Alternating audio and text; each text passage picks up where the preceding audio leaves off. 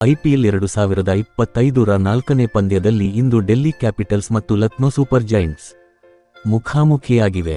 Starc ತಮ್ಮೆರಡನೇ ಓವರ್ನಲ್ಲಿ 21 ರನ್ಗಳನ್ನು ನೀಡಿದರು. Power ಪ್ಲೇನಲ್ಲಿ Lucknow 64 run ಗಳಿಸಿತು.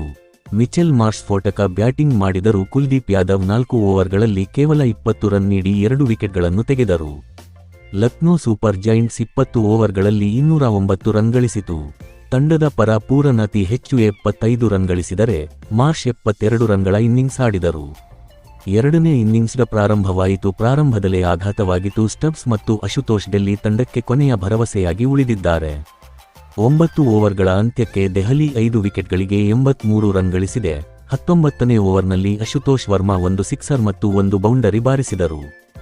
ಈಗ 6 ಎಸೆತಗಳಲ್ಲಿ 6 ರನ್ಗಳು ಬೇಕಾಗಿವೆ. ಅಶುತೋಷ್ ಶರ್ಮಾ ಕೊನೆಗೂ ದೆಹಲಿ ತಂಡಕ್ಕೆ ಗೆಲುವು ತಂದುಕೊಟ್ಟಿದ್ದಾರೆ.